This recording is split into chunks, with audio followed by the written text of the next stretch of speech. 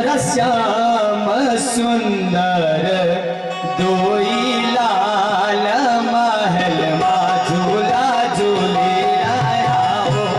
सखी मोरा श्याम सुंदर भाई का लाल महल मा झूला झूले आया हो।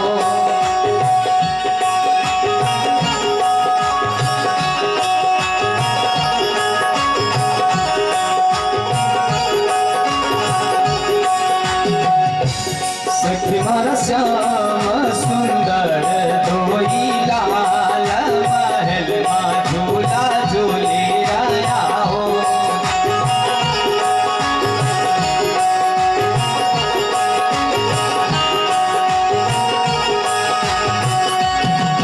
सा झूले आया सुंदर भाई का लाल महल मा झूला झूले आया हो।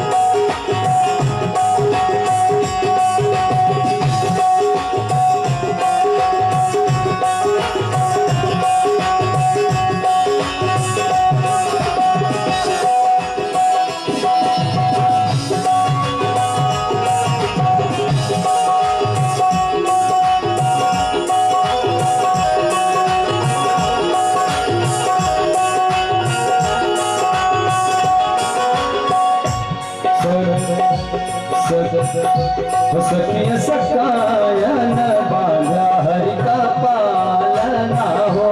सखिया सकायन बांधा हरि का पालना हो।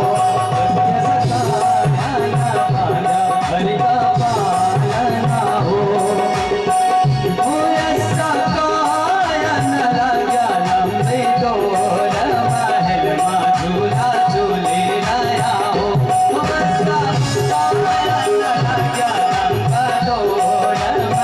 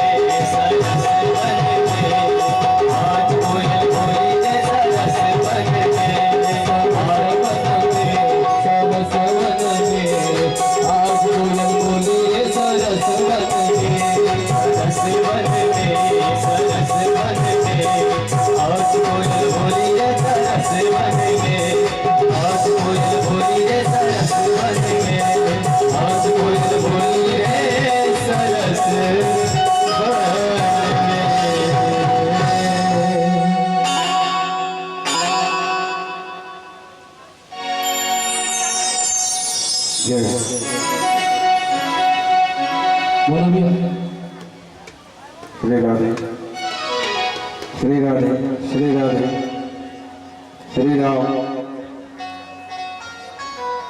श्री राम रघुनंदन राम राम जय हो। सभी गांव के परम आदरणीय महानुभाव भावी भक्तों से विनम्र निवेदन आग्रह किया जा रहा है कि माँ भगवती का आज धन्य एवं मंगलमयी बनाए। आए अपनी वाणी का शुभारंभ करते हुए क्षण मात्र परमात्मा का ध्यान करें।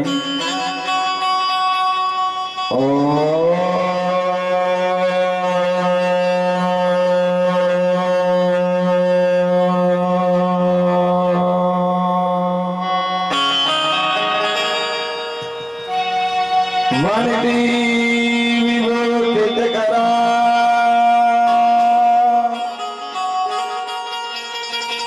नवनीरदा भाति पीतांबरा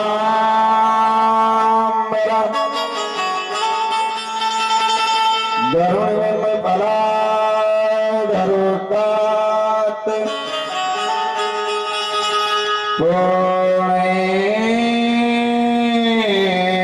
पूर्णेन्द्र सुंदर मुखा मुखा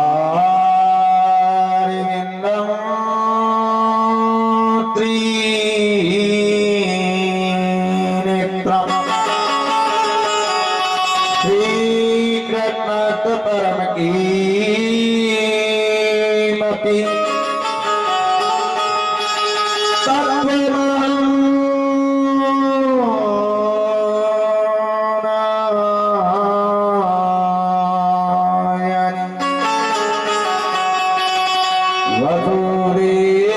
वसुदेवसुतं देवकंठकाणो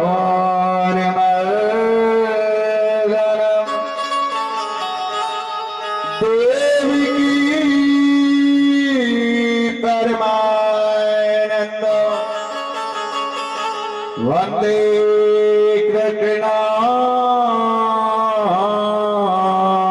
जगत गुरु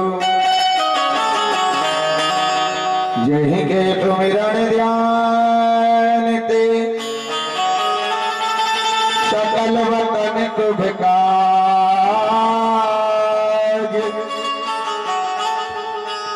सो गणेश वाणी सहित आन विराजो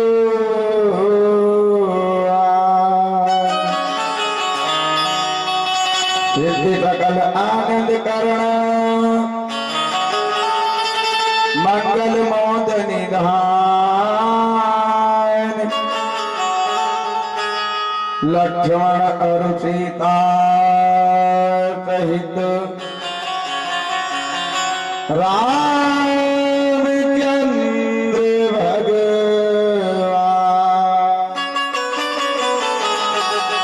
भगवान गुरुपद धरणि तिर महावीर हनुमान आय के आसन लीजियो के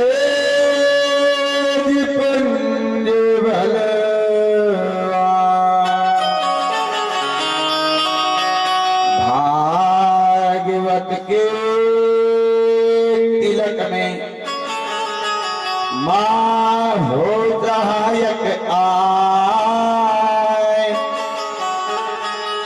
और चूक पड़े जो अर्थ में दीजिए आप बताए।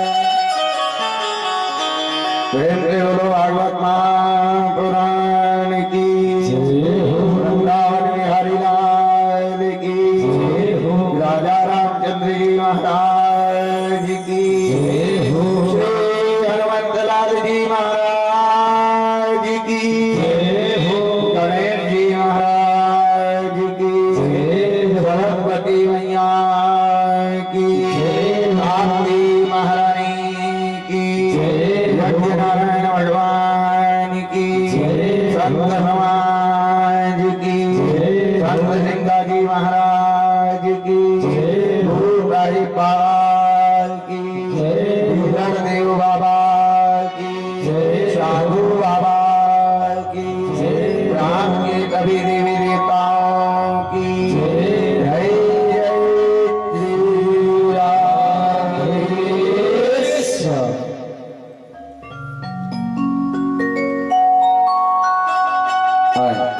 अंतिम दिवसीय कथा में प्रवेश करें। विलंब हुआ, जानते हैं रात्रिकालीन कल अनाउंसमेंट कर दिया था कि आज 5 बजे से हवन यज्ञ प्रारंभ हो जाएगा। हवन पूजन में विलंब हुआ, इसलिए 108 बार क्षमा।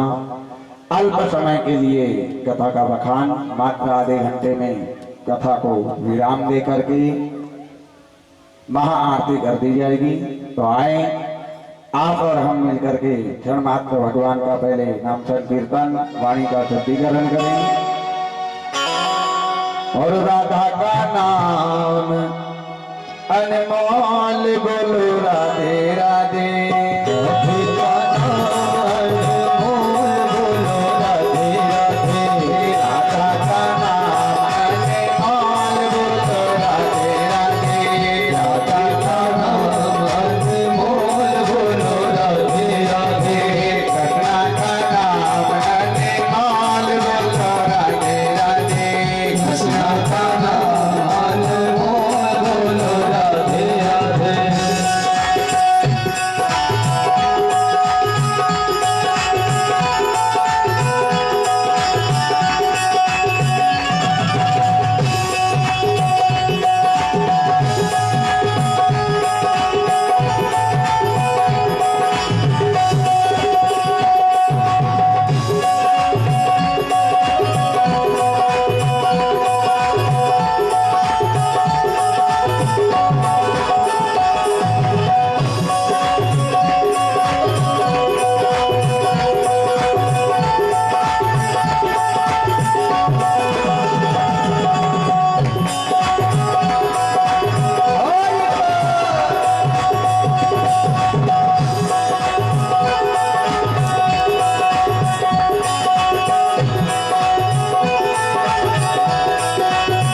गंगा भी बोले राधे, यमुना भी बोले राधे।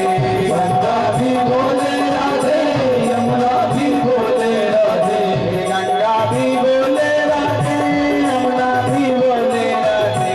गंगा भी बोले राधे, यमुना भी बोले राधे।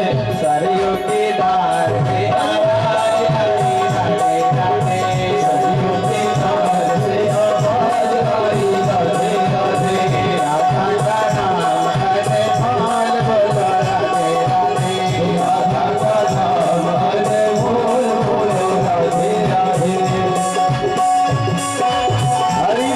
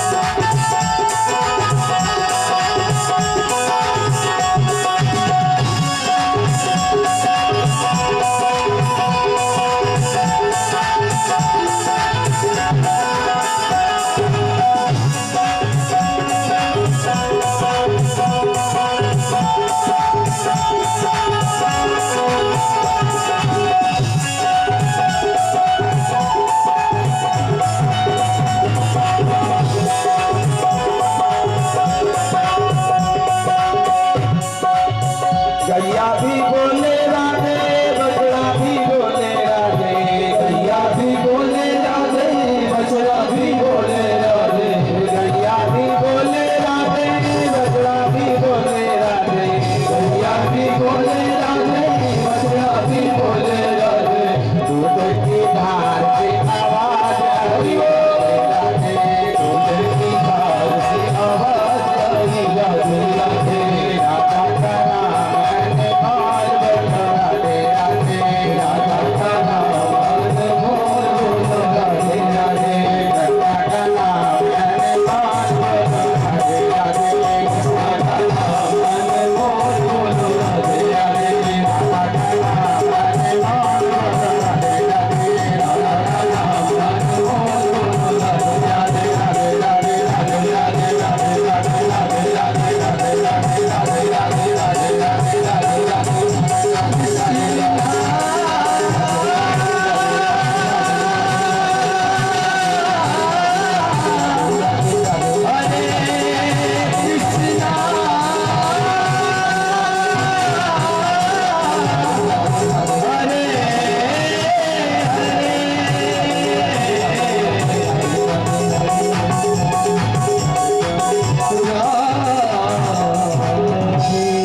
अपने पितरों का कल्याण के लिए जो सप्त दिवसीय कथा ज्ञान गंगा यज्ञ का शुभारंभ किया था, आज वो पूर्ण विराम की ओर जा रहा है। लोग कहते हैं आज कथा की समाप्ति है, भागवत की समाप्ति है। प्यारे, कभी कथा की समाप्ति नहीं होती, क्योंकि हरि अनंत, हरि कथा अनंता, और बिनु हरि कृपा मिले ही नहीं संता। हरि की कथा अनंत है, अनन्य है।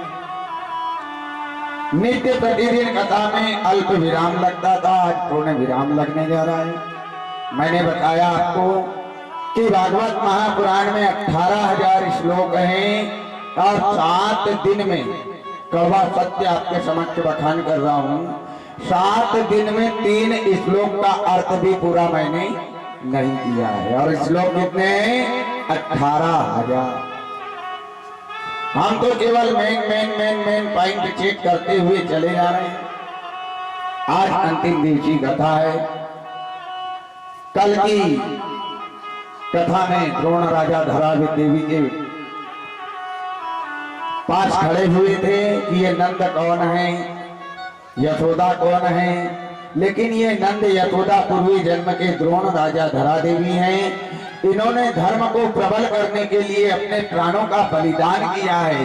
तब साक्षात दीनानाथ करुणा निधान दया के सागर श्री हरि नारायण कृष्ण रूप में इनका नाम रोशन करने के लिए आए हैं। भगवान ने इनकी परीक्षा ली। परीक्षा हमेशा सत्य की होती है, परीक्षा हमेशा धर्म की होती है। सत्य के मार्ग पे चलने वाले को प्रताड़ना मिलती है। धर्म का काम करने वाला मानव परेशान रहता है, ध्यान देना। लेकिन सत मत छोड़े सूरमा, सत छोड़े पथ जाए। आज द्रोण राजा की परीक्षा भगवान ने ली। सबसे पहले ऐसा महामारी का प्रकोप डाला द्रोण राजा के परिवार में कि 1 महीना बीत गए। ऐसा महामारी का प्रकोप, और साथ में राज्य में, महल में, घर में जो धन दौलत जौहर राशन अनाज था पूरा सफाया करवा दिया। और उसके बाद में भिक्षा मांगने के लिए भिखारी का रूप धारण करके भगवान चले। ध्यान देना, क्योंकि भक्त के ऊपर संकट बन के भगवान जाते हैं। ध्यान देना, भक्त के ऊपर संकट देने के लिए भगवान ही जाते हैं। और संकट के समय में कभी जीवन में भगवान को याद नहीं रखना चाहिए। धीरज धर्म मित्र अरु नारी, आपत काल पर कियहूं चारी। 4 चीजों को याद में रखना चाहिए, क्योंकि राजा बलि के यहाँ संकट बन के वामन भगवान ही गए थे। मोरक ध्वज के बेटे को आरे से चिरवाने के लिए भगवान ही भिखारी का भेष धारण करने गए थे। ना जाने किस भेष में आ जाए भगवान, और पहचान सके तो पहचान। अपने पति का धर्म पूरा करने के लिए धरा देवी ने अपने प्यारे स्तन का बलिदान किया है। स्तन को काट करके तराजू के ऊपर रखा है। उसको कहते हैं धर्म। हम क्या धर्म करेंगे? हम क्या धर्म करेंगे? हम तो मंदिर में 5 टाइल्स लगाते हैं तो पूरे रिश्तेदारों को बुला बुला के बताते हैं ये हमने लगाई है, मैंने लगाई है, बड़ा दान कर लिया, तूने लगाई। दान, दान किसको कहते हैं? दान की महिमा क्या है? अरे धर्म के मार्ग पे चलने वालों के, धर्म के मार्ग पे सत्य को आंच नहीं आने देने वाले के घर के ऊपर के प्यारे खपरे भी बिक गए हैं। हम क्या दान देंगे? हम तो 500 रुपए चंदा देते हैं, दान देते हैं तो 5000 बार बोल के बताते हैं। दानी कैसा होना चाहिए? दानी होना चाहिए शिवी दधीचि हरिश्चंद्र नरेता, और सहे धर्म हित कोटि का लेता। धर्म को बरकरार रखने के लिए, धर्म की रक्षा करने के लिए शिवी राजा ने अपने शरीर को काट काट करके तराजू के ऊपर रख दिया है। प्यारे, एक कबूतर की जान बचाने के लिए शिवी राजा ने अपने प्राण को काट करके, शरीर को काट करके तराजू के ऊपर रखा है। और हमने अपने वाले की जान बचाने के चक्कर में कई निर्जीव जीव की बलि दी है। हम भी एक नंबर के दान, हम भी बलि देते हैं। आए जो आता है संसार में उसको जाना पड़ता है, क्योंकि मिलन का पहला नाम है जुदाई। परीक्षित ने अंतिम दिन की कथा में प्रश्न किया, बोले परमात्मा दीनानाथ करुणा निधान अनन्य लीलाएं करी कन्हैया लाल ने। नाग लीला करी कालिया, नाग को काली दह में से भगाया है। ये कालिया नाग काली दह में क्यों आया? गंगा में चला जाना था, नर्मदा में चला जाना था, ताप्ती में चला जाना था, सरयू में चला जाना था, लेकिन यमुना जी की काली दह में क्यों आया कालिया नाग? ये कथा भी अगले समय मैंने आपको बता दी थी। सर्पों की माता का नाम था कद्रू, और पता लगा के आना, ये नहीं कहा था कि लंका जला के आना। अगर हनुमान जी ने लंका जलाई तो हनुमान जी महाराज राम जी के सेवक हो नहीं सकते। अगर हनुमान जी ने लंका नहीं जलाई तो फिर जलाई किसने? 52 लोगों ने मिलकर के लंका जलाई है प्यारे, लेकिन नाम किसका हुआ? हनुमान जी महाराज का। आपके प्रताप ने, सीता के सताप ने, और मेरे 49 बाप ने। हनुमान जी के कितने बाप हैं? 49 बाप की एक औलाद है पवन पुत्र हनुमान।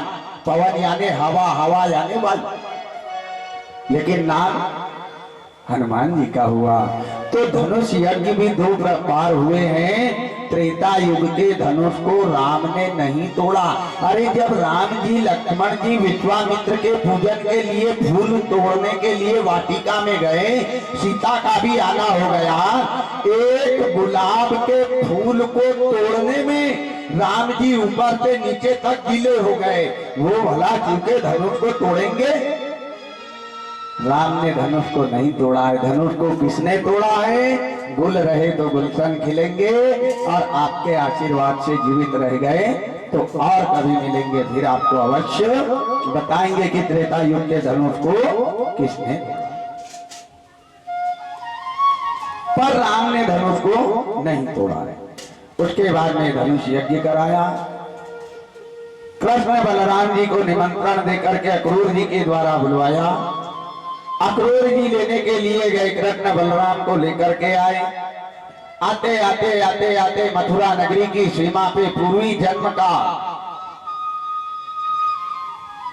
धोबी, जिसने सीता के ऊपर कलंक लगाया था कि मैं वो राम नहीं हूं, जो रावण की चुराई हुई सीता को वापस रख दिया, उसको उसका कल्याण किया है। उसके बाद में चलते चलते चलते चलते पूर्वी जन्म का दर्जी का कल्याण किया है। उसके बाद में ठाकुर नाई बाबा को का कल्याण किया है। उसके बाद में पूर्वी जन्म की त्रेता युग की मंथरा का कल्याण किया है। धनुष यज्ञ किया, कंस को मारा, और कंस को मार करके माँ बाप को कारागार से छुड़ाया है, नाना नानी को छुड़ाया है। और जैसे कंस को मारा तो कंस के ससुर का नाम था जरासंध, मगध देश के राजा जरासंध। ये जरासंध की भी एक बहुत बड़ी कथा आती है। ये जरासंध कौन है? ये जरासंध एक राजा की औलाद संतान है।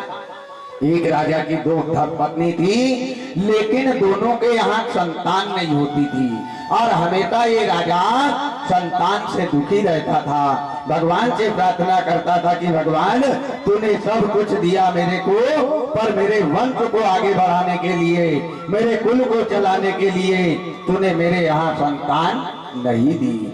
एक दिन यही राजा आत्महत्या करने के लिए जंगल में गया। जंगल में संत महात्मा से मुलाकात हो गई। संत महात्मा ने झोली में कमंडल में हाथ डाल करके एक फल दे दिया और कह दिया कि राजा ये फल तो घर ले जा करके अपनी अर्धांगिनी को खिला देना। इस फल के प्रताप से, ये फल के तेज से तेरे यहाँ संतान हो जाएगी। लेकिन संत महात्मा को ये नहीं मालूम था कि ये राजा की 2 पत्नी है। वही राजा ने आम का फल लेकर के आया। आम के फल को चाकू से आधा आधा काट करके आधा आधा फल दोनों रानियों को खिला दिया।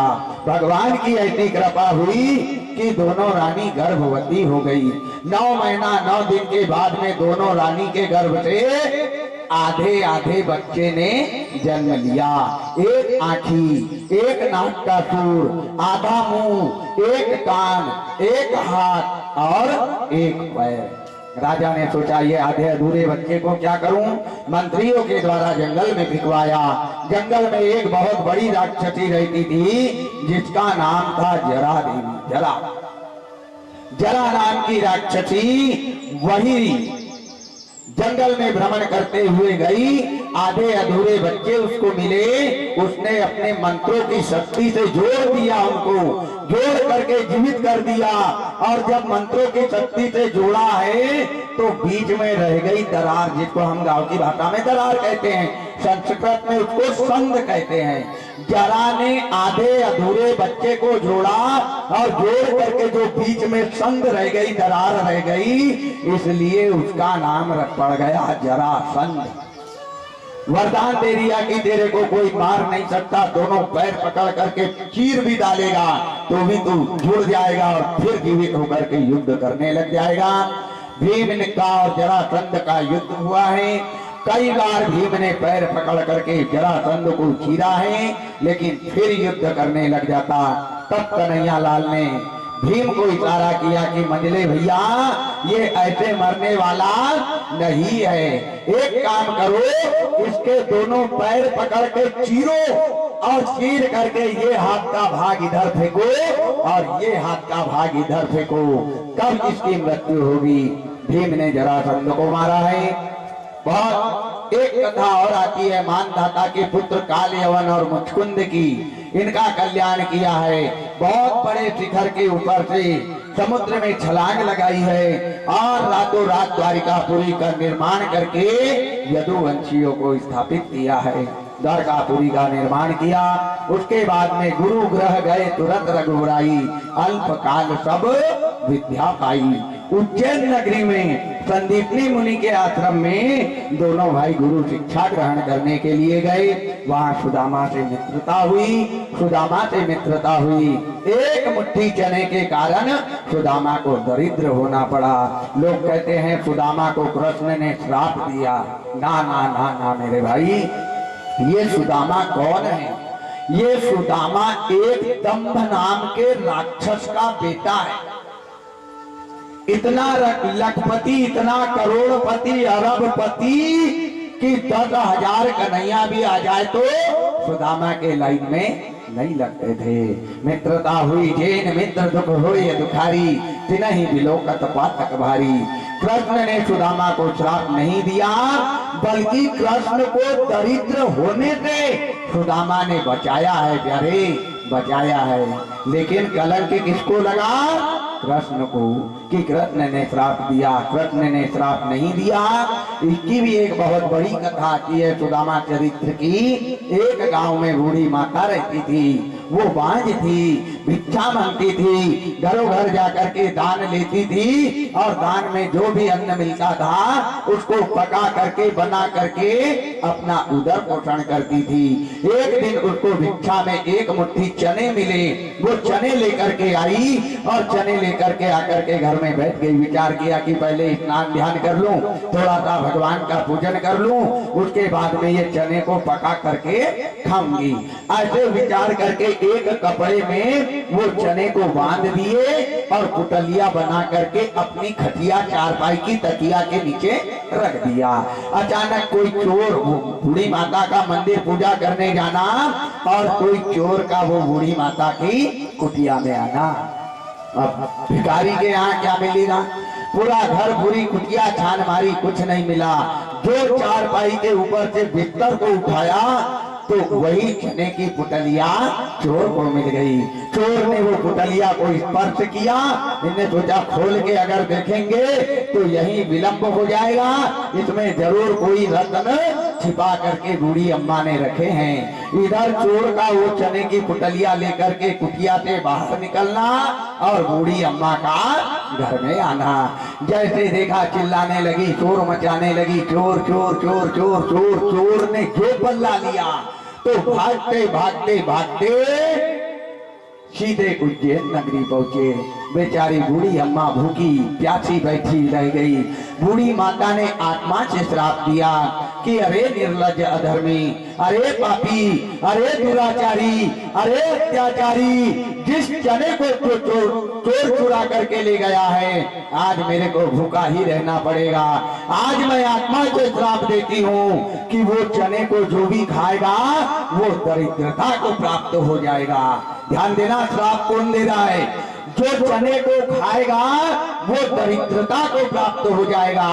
चोर ने चने की पुतलिया संदीपनी मुनि के आश्रम के बाहर फेंक दी। अचानक वही चने की पुतलिया गुरु माता को मिली।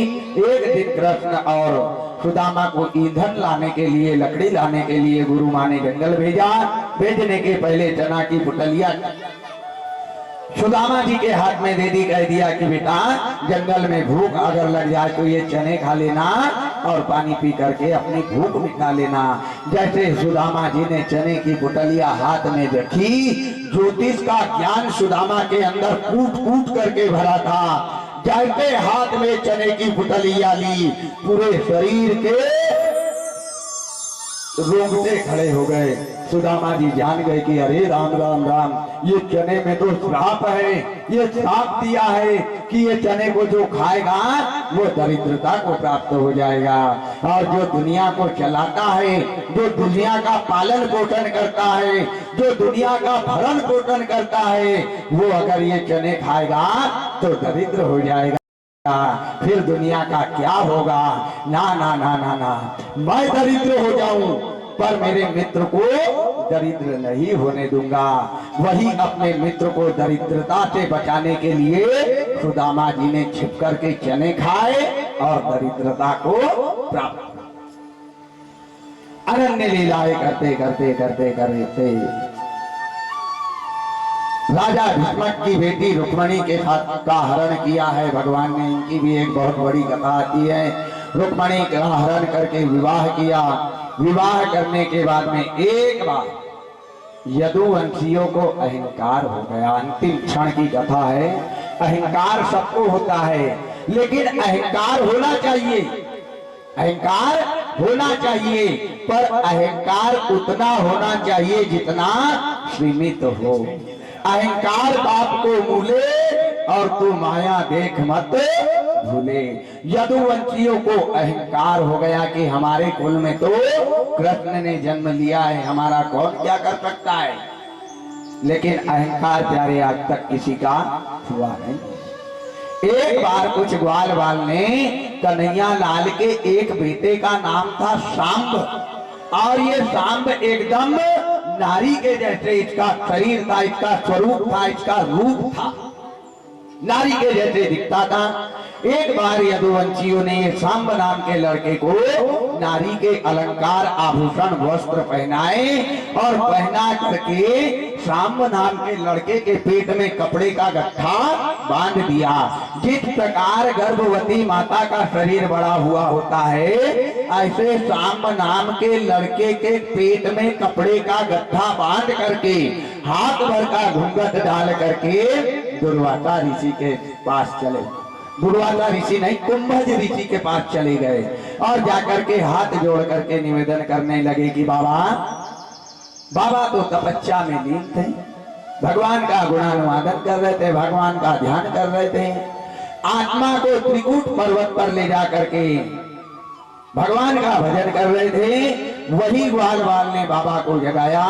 बाबा जागे, इनने कहा बाबा हमारे को ये बताओ कि ये नारी के पेट में बेटा जन्म लेगा या बेटी जन्म लेगी। मैंने बताया था कि संत महात्मा ब्राह्मण को कभी क्रोध आता नहीं, और जिस दिन प्यारे संत महात्मा ब्राह्मण को क्रोध आ जाए, उनके क्रोध से भगवान भी बचा नहीं है। ध्यान देना, भगवान को भी भक्त ने, भगवान को भी संत ने, भगवान को भी संता ने श्राप दिया है। बोलो भाई, दिया कि नहीं? नारद श्राप दिन एक बारा और कल्प एक लगी तेही अवतारा। बाबा ने सोचा कि बेचारे यदुवंशी बड़ी इच्छा, बड़ी आशा, बड़ी तमन्ना लेकर के आए हैं, क्यों ना मैं इनको ध्यान लगा करके बता दूं त्रिकाल शक्ति से कि इसके पेट में बेटा है या बेटी है।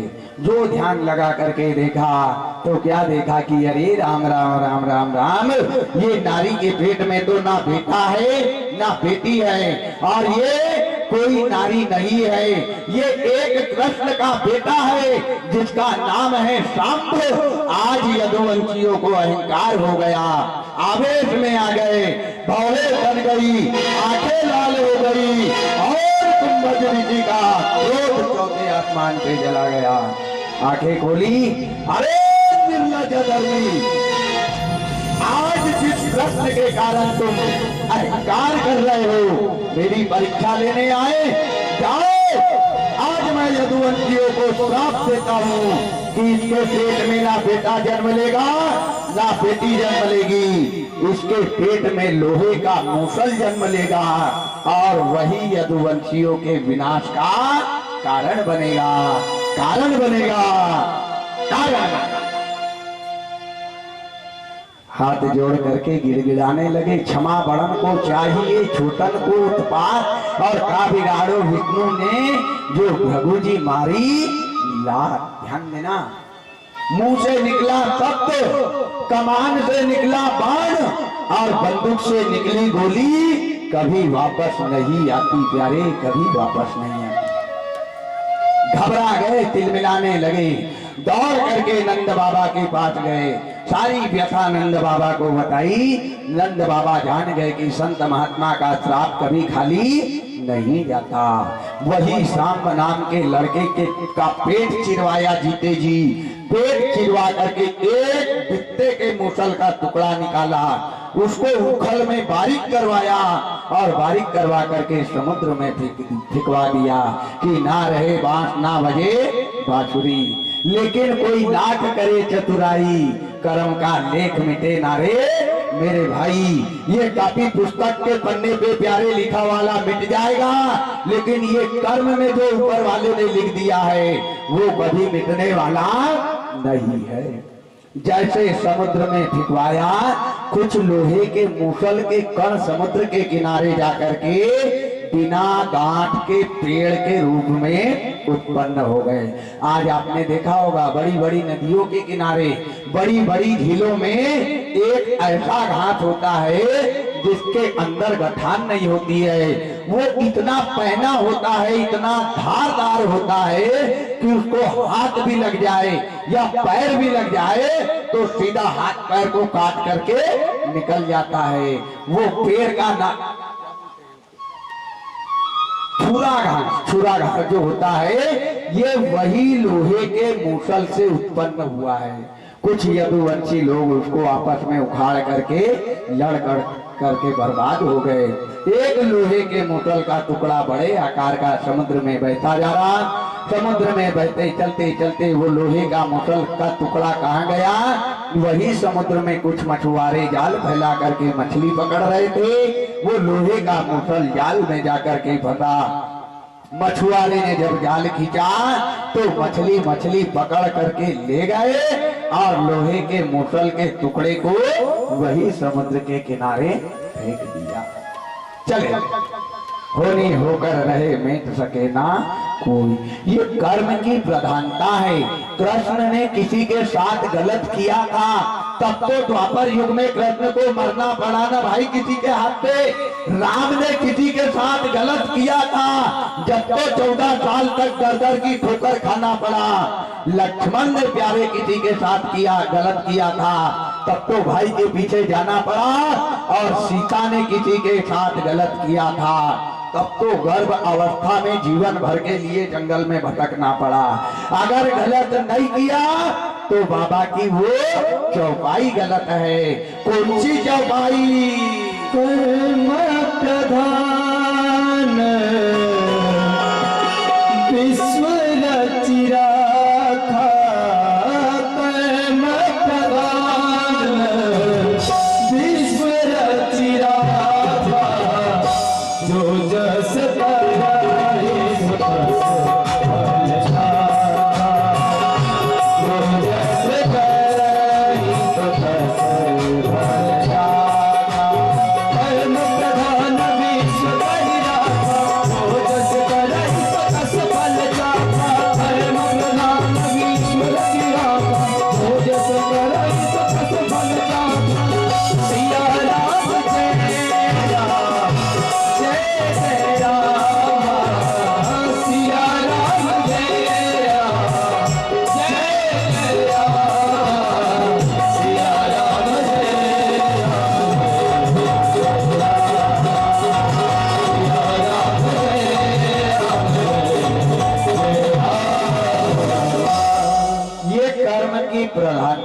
कर्म प्रधान ईश्वर की राखा, जो जस करहि सो तस फल चाखा।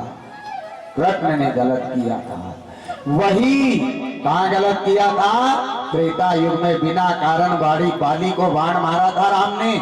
मैं बैरी सुग्रीव तियारा और कारण कवन नाथ मोही मारा। कारण बताओ, नोटिस दिया था बाली ने राम को क्यों मारा?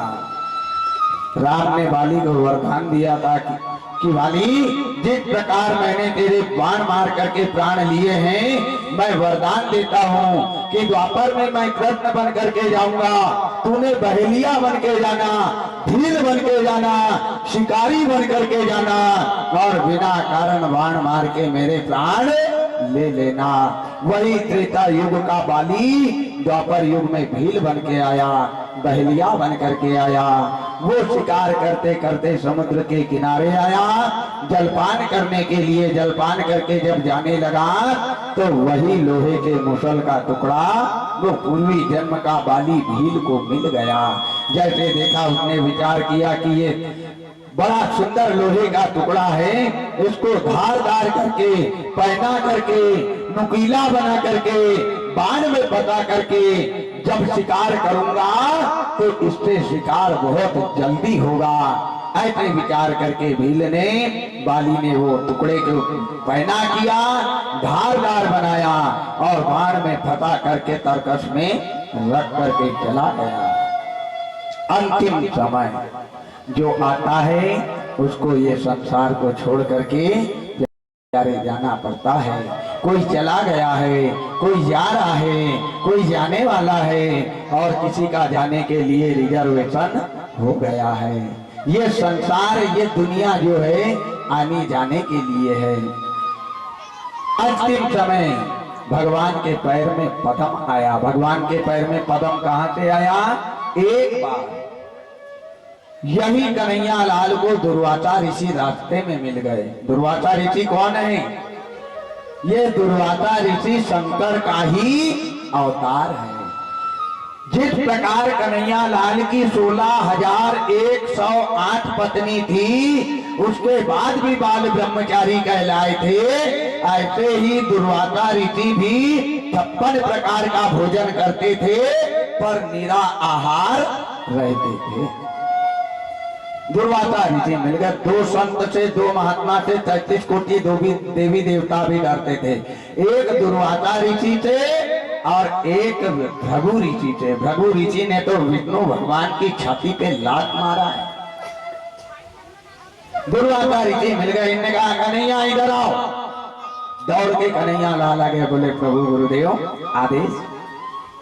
बोले आज हम द्वारकापुरी चलना चाहते हैं, तुम्हारे महल में चलना चाहते हैं। इन्हें कहा अहो भाग्य हमारे जो आपके चरण हमारे घर में पधारे। धन्य है प्रभु, धन्य है हमारे भाग्य जो आपके चरण हमारे महल में पड़ जाएं। चलिए प्रभु, चलिए गुरुदेव, सामने रथ खड़ा है।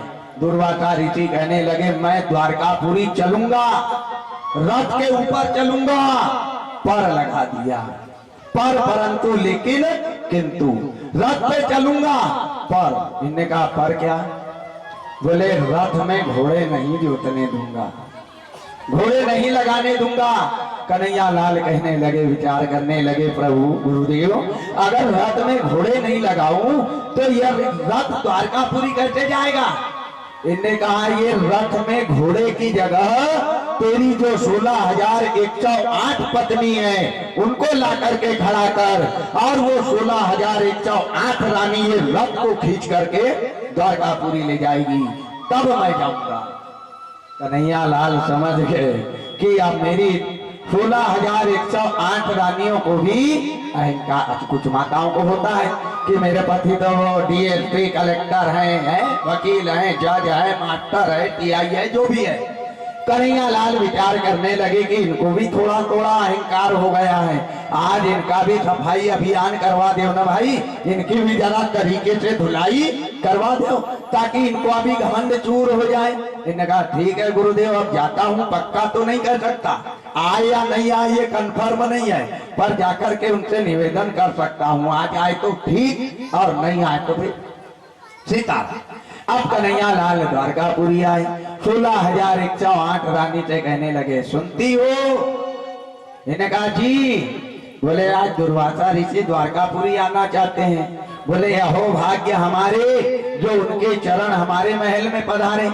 इन्हें कहा स्वामी ऐसी पुष्पों की वर्षा करते लेकर के आओ कि पूरे रास्ते पर फूल बिछा दो, ढोल नगाड़े शहनाई मृदंग तुरही वाले को ले जाओ और बढ़िया दुर्वासा ऋषि का स्वागत करते हुए लेकर के आओ। इन्हें कहा वो आने के लिए तैयार हैं पर क्या? बोले रथ में घोड़े जोतने से इनकार कर दिया। इन्हें कहा अरे राम रे रथ में घोड़े नहीं जोतेंगे तो रथ कैसे आएगा स्वामी? इन्हें कहा उनका कहना है कि तुम्हारी जो 16,108 पत्नी है उनको लेकर के आओ, वो रथ खींच के ले जाएंगे। को भी अहंकार था कन्हैया लाल के ऊपर, पति के ऊपर। इन्हें कहा 16,108 रानी वो रथ को खींचेंगे तो ऐसे लगेगा कि वो रथ में कोई चींटी बैठी है, चींटी बैठी है। इन्हें कहा ठीक है हम चलते हैं। अब 16,108 रानी आई, रथ का धूरा उठाया, रथ का धूरा उठाया 16,108 रानियों ने और रथ के ऊपर पहला कदम दुर्वासा ऋषि ने रखा। जैसे पहला कदम रखा रथ का चक्का एक हाथ जमीन में धंस गया। क्यों धंस गया? अरे जिसने पूरे महाप्रलय का पानी पी गया, जिसने पूरे कैलाश पर्वत के अनाज को खा गया, उसका वजन कितना होगा? जैसे कोई छोटी सी पिकअप में 100 बोरे सोयाबीन के। चक्का बैठेगा नहीं तो क्या ऊपर रहेगा? एक हाथ बैठ गए दुर्वासा। अब 16,108 रानी ताकत लगा रही, जोर लगा के ऐसा, जोर लगा के ऐसा, पर रथ के चक्के को ना तिल भर आगे किया ना तिल भर पीछे किया। दुर्वासा ऋषि कन्हैया लाल से कहने लगे, बोले कन्हैया तेरे बैल बड़े कमजोर हैं। अरे रथ ना आगे जा रहा है ना पीछे जा रहा है, इनको हाँकने के लिए, इनको आगे बढ़ाने के लिए कुछ व्यवस्था कर डंडे वंडे की। कन्हैया लाल ने भी एक रस्सी को अच्छी आटी और आट करके कोला बना करके दुर्वासा ऋषि के हाथ में दे दिया। दुर्वासा ऋषि ने जो सफाई अभियान चालू किया, एक तरफ से ऐसा मारना चालू किया, ऐसा मारा कि 16,108 रानी के शरीर पे ओरा ओर कर दी। पूरे छाले आ गए, फफूले आ गए, ब्लडिंग होने लगी, घाव हो गए। लेकिन मजाल है, धन्य है माँ, जरा सा तो ऊह कह दे, जरा सा तो ऊह कह दे। लगी जोर लगाते हैं। जैसे कन्हैया लाल की नजर वो 16,108 रानियों पे गई, कन्हैया लाल को आ गई दया। और जैसे दया आई तो कन्हैया लाल ने कुछ भी नहीं किया, धीरे से रथ के पीछे गए और रथ के पीछे जाकर के केवल उंगली का इशारा लगाया। जैसे उंगली का इशारा लगाया, इशारा लगते बराबर भगवान का रथ द्वारकापुरी पहुंच गया। कथा बड़ी सुंदर है। कथा से शिक्षा क्या मिली? कथा से शिक्षा यही मिली प्यारे कि जीवन एक गाड़ी है, जीवन रूपी गाड़ी के 2 चक्के हैं, एक चक्का नर है और एक चक्का नारी है। जीवन रूपी गाड़ी के अगर दोनों चक्के सही हैं तो केवल ये रथ को भगवान के इशारे की आवश्यकता है। जिस दिन ये काया रूपी रथ को भगवान का इशारा लग जाए तो ये काया रूपी रथ मंजिल पर पहुंच जाएगा। तो बड़ा आदर भाव सत्कार स्वागत किया दुर्वासा ऋषि का। चरण पखारे, चरण पखार करके चरणोदक लिया, तिलक किया, आरती उतारी और 16,108 रानी अपने महल में चली गई। कन्हैया लाल बगल में खड़े हैं, हाथ जोड़ करके निवेदन कर रहे। इन्हें कहा गुरुदेव मेरे लायक कोई सेवा? इन्हें कहा हाँ सेवा है, करेगा, करेगा, कोशिश करूंगा। इन्हें कहा आज मैं खीर खाना चाहता हूँ, गरम गरम खीर खाना चाहता हूँ। अब विचार करो, क्या भगवान को खीर मिलेगी? मिलेगी या नहीं मिलेगी? अच्छा, मिलती है या नहीं मिलती है? एक काम करना, आज शाम को ही प्रैक्टिकल कर लेना, पर प्रैक्टिकल कब करना? हमारे को यहाँ से जाने देना, उसके बाद में घर जाना और घर जाकर के अपनी पत्नी की गणपति पे एक तमाचा मार देना, और तमाचा मारने के बाद में उसको कहना कि जरा गरम गरम भजिया बना बना, फिर देखना मिलती है कि खा तो खाने चूल्हे में जा, मैं मायके चली जाऊंगी, तुम देखते रहियो पीछे के गेट से चटक सितारा है। लेकिन धन्य है माता, धन्य है वो जगत जननी, इतना मार खाने के बाद भी दुर्वासा ऋषि के लिए खीर बनाई, खीर बना करके थाली में सजाई, और थाली में सजा करके कन्हैया लाल ने दुर्वासा ऋषि के सामने रख दी। इन्हें कहा गुरुदेव खीर ग्रहण करो। गुरुदेव ने भी जल घुमाया, जल घुमा करके नाक दबाई, एंटीना पकड़ा, और एंटीना पकड़ करके अन्नपूर्णा का ध्यान किया कि अन्नपूर्णा सदा पूर्णे शंकर प्राण वल्लभे, और ज्ञान वैराग्य सिद्धार्थ भिक्षाम देहि च पार्वती। जैसे अन्नपूर्णा का ध्यान किया, खौलती हुई गरम गरम खीर को एक ही सांस में दुर्वासा ऋषि गटक गए। इन्हें कहा कन्हैया ये ले थाली। जो कन्हैया लाल ने देखी, इन्हें कहा बाप रे, पूरी खौलती हुई खीर खा गई। हाथ में ले ली, थाली भी हिल रही है, कन्हैया लाल पूरे कांप रहे हैं। इन्हें कहा गुरुदेव ये थाली को क्या करूं? इन्हें कहा इसमें जितनी जूठन लगी है ये पूरे अपने शरीर पे लगा लो। कन्हैया लाल सब विचार करने लगे कि खीर लगाता हूं तो मक्खी का डेरा आता है, मक्खी का डेरा पूरा मेरे ऊपर आ जाएगा, और नहीं लगाता हूं तो ये अभी मार मार के हनुमान बना देगा। 16,108 को तो नहीं छोड़ा तो मैं कौन से खेत की मूली हूं?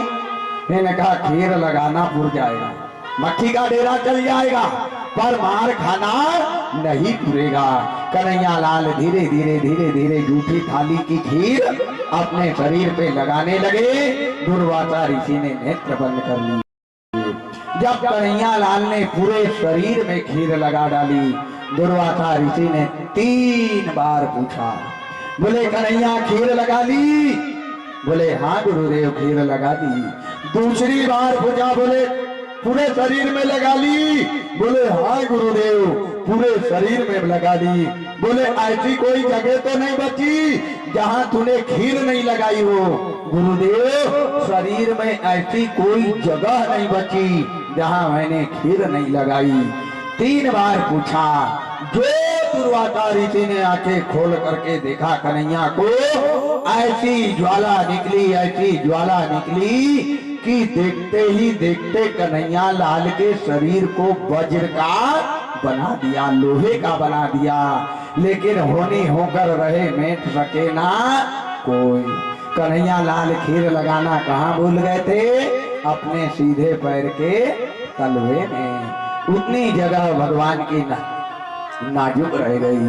दुर्वासा ऋषि कहने लगे कन्हैया तेरे को कोई मार नहीं सकता, तेरे ऊपर पहाड़ भी अगर टूट के गिर जाएगा तो तेरी मृत्यु नहीं होगी, पर तू खीर लगाना अपने पैर के तलवे में भूल गया बेटा, इसलिए तेरे पैर के तलवे में पदम आ गया। थोड़ी सी भी अगर चोट तेरे पैर के पदम में लग जाएगी तो पदम के द्वारा तेरे प्राण निकल जाएंगे। ये वरदान दुर्वासा ऋषि ने कन्हैया लाल को दिया। अंतिम समय में जब कन्हैया लाल का पूरा वंशज खत्म हो गया, एक भी धरती के ऊपर यदुवंशी नहीं रहे, ध्यान देना, पूरे यदुवंशी मारे गए। फिर महाराज ये यदुवंशी जो चले हैं ये कहां से चले हैं? अब आप कह रहे हो कि पूरे यदुवंशी मारे गए, तो ये यदुवंशी कहां से बचे? तो ये यदुवंशी कहां से बचे और कैसे इनका वंशज चला है? एक यदुवंशी बचा था जिसका नाम था अनिरुद्ध, और अनिरुद्ध का बेटा का नाम था ब्रज, और यही ब्रज के साथ में ये यदुवंशी परिवार चला है, यदुवंशज चला है। अनिरुद्ध का बेटा ब्रज, ऐसा कहाँ लिखा है? ऐसा भागवत महापुराण के 18वें स्कंद में 11वें श्लोक के नीचे और प्रश्न क्रमांक है 113 पे स्पष्ट लिखा है। अंतिम समय में भगवान अपने वंशज को याद करने के लिए, अपने पितरों को याद करने के लिए दंडकारण्य में पहुंचे, बियाबान जंगल में पहुंचे। बियाबान जंगल में जाकर के एक वट वृक्ष के नीचे पत्थर की शिला पर बैठे हैं भगवान।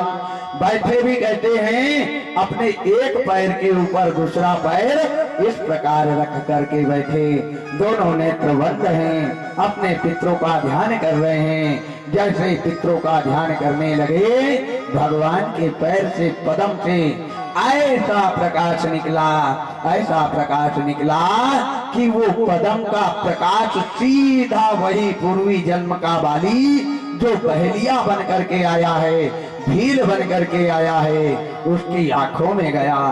भील ने सोचा कि कोई मृगणी की नाभि से कस्तूरी का प्रकाश निकल रहा है, आज मैं इसको छोड़ूंगा नहीं।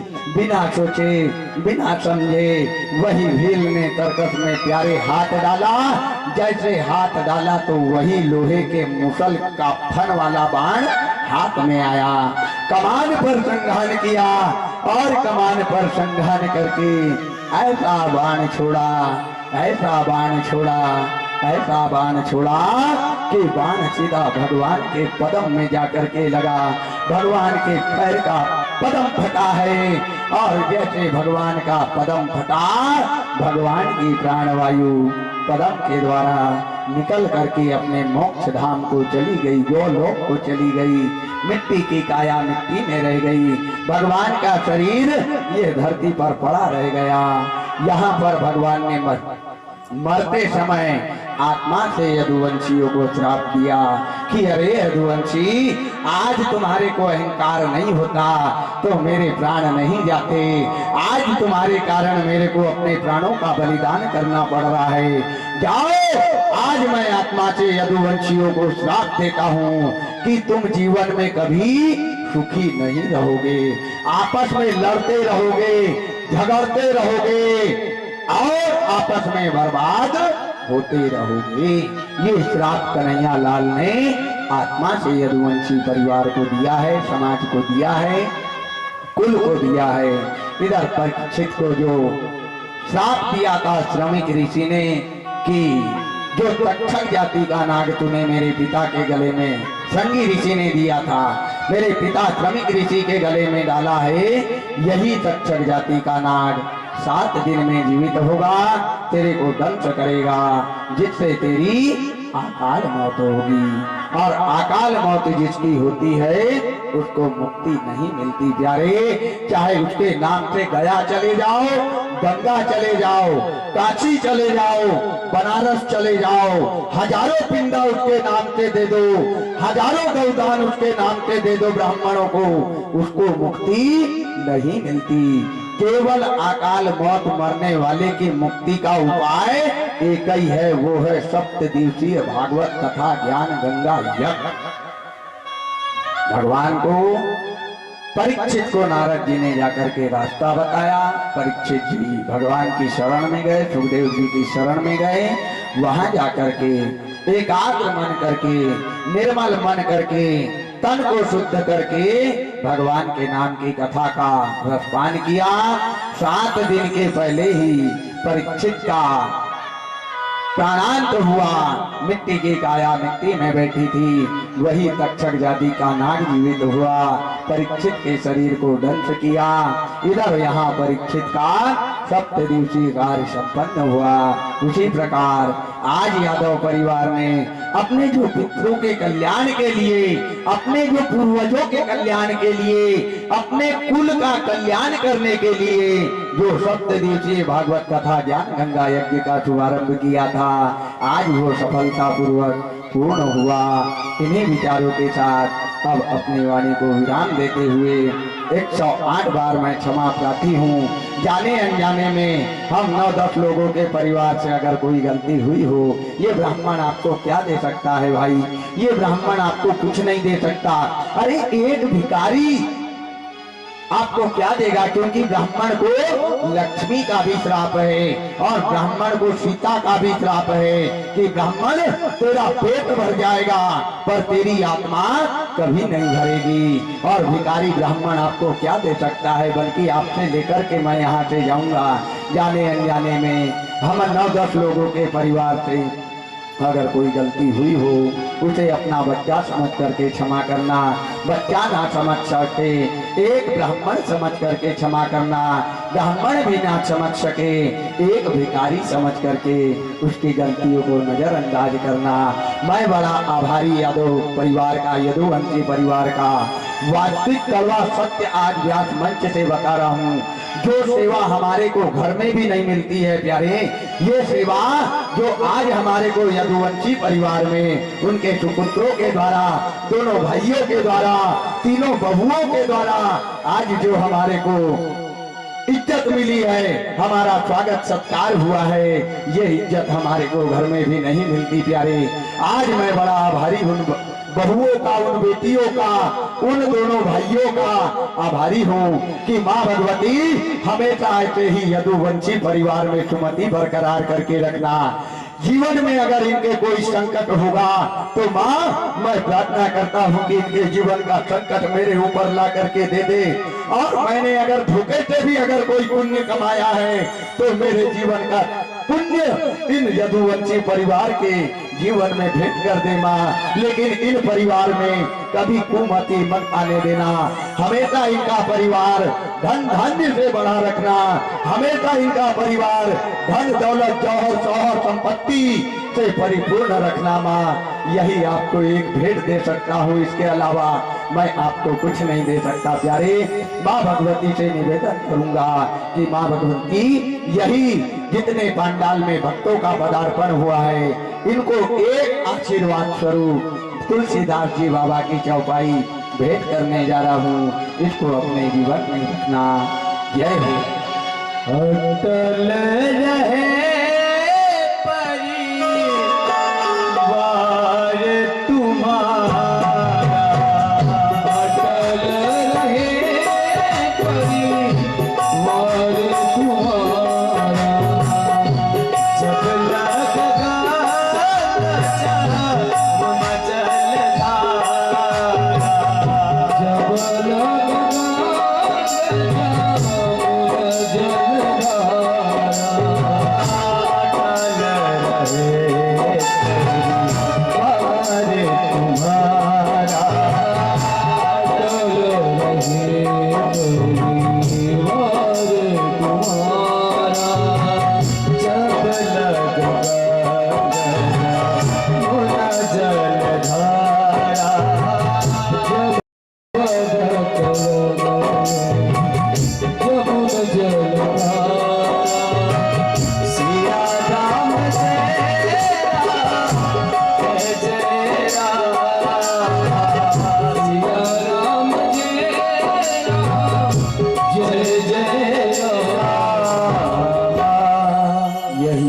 आशीर्वाद स्वरूप चौपाई तुलसीदास जी बाबा की आपके समक्ष भेंट।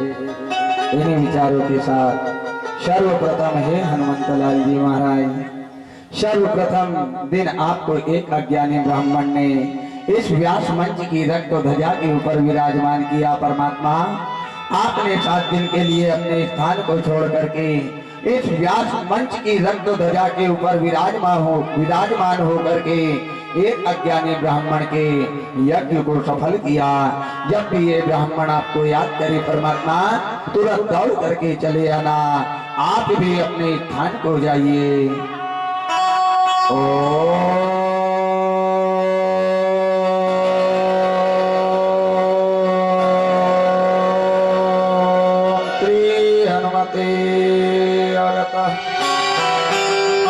हे रिद्धि सिद्धि बुद्धि के दाता गणेश जी महाराज, आप भी प्रथम दिन के इस व्यास मंच के ऊपर आकर के प्रथम स्थान ग्रहण किया। परमात्मा एक अज्ञानी मूर्ख ब्राह्मण को रिद्धि सिद्धि बुद्धि का दान दे करके उसके कार्य को सफल बनाया। जब भी ये ब्राह्मण आपको याद करे तुरंत दौड़ करके चले आना। आप भी अपने स्थान को जाइए।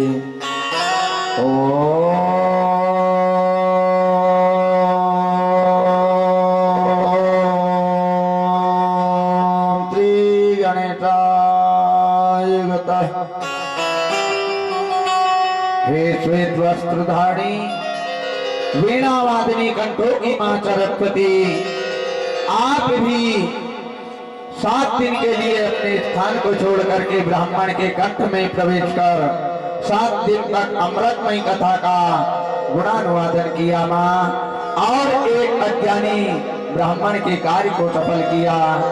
ये ब्राह्मण आपका सदैव आभारी रहेगा मां। जब भी ये ब्राह्मण आपको याद करे तुरंत दौड़ करके चले आना। आप भी अपने स्थान को जाइए।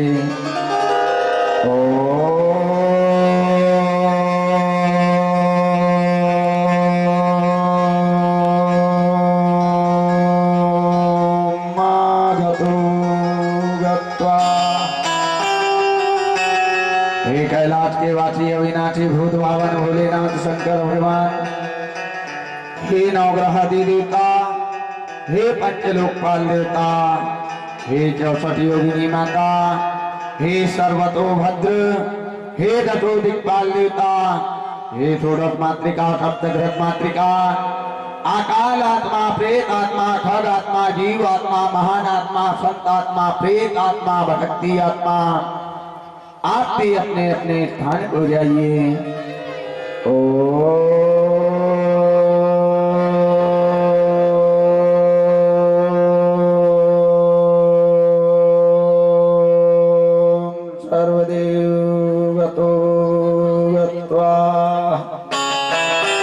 बोलो वृंदावन बिहारी लाल की, गोपाल कृष्ण भगवान की, श्री हनुमंतलाल जी महाराज की, राजा रामचंद्र जी महाराज की, शंकर भगवान की, आदि शक्ति जगदम्बा मैया की, सरस्वती मैया की, राम के सभी देवी देवताओं की, संत समाज की, संत सिंगा जी महाराज की, गुरु साहिब बाबा की, भक्त और भगवान की जय जय श्री राम।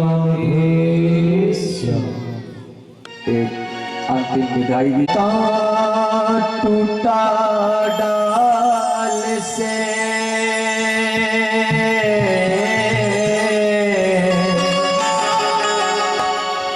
ले गई पवन उड़ा, अब के बिछड़े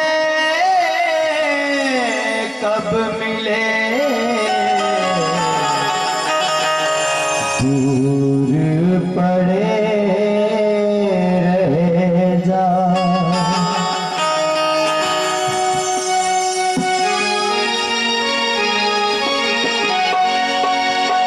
हम तो लेते हैं सबसे विदाई की, अब हमें याद रखना। हम तो लेते हैं सबसे विदाई की, हमको याद रखना।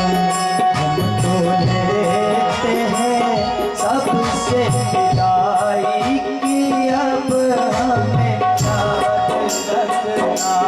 हम तो लेते हैं सबसे विदाई की, अब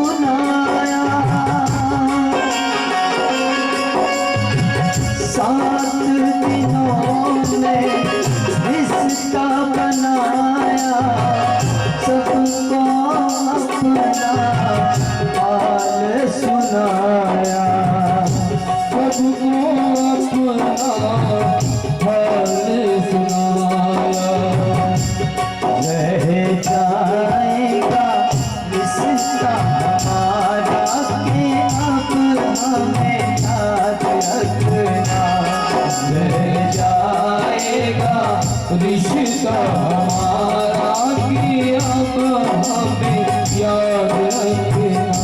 हम तो लेते हैं बांग्ला से विदाई की अब हमें याद रखना। हम तो लेते हैं तुमसे विदाई की अब हमें याद रखना।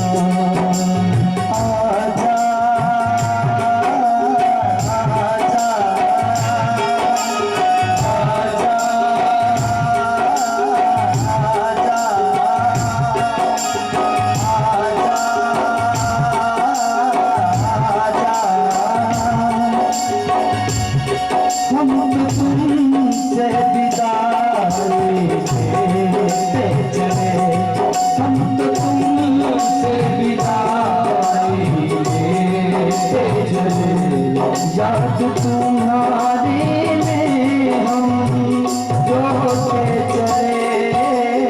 आजा आजा आजा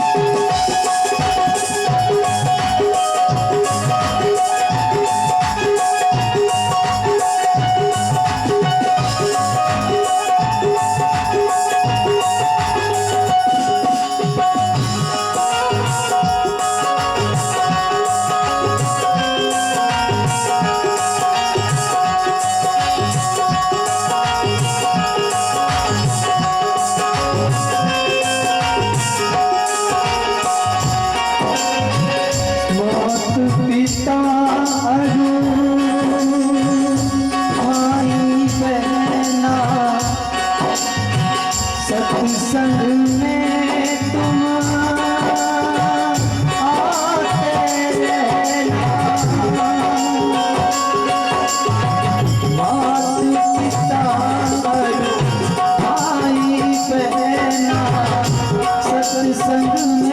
तुम आते रहना, सत्संग में तुम आते रहना। यही तुमसे है कहना हमारा कि अब हमें याद रखना। यही तुमसे है हमारा कहना कि अब हमें याद रखना। कि अब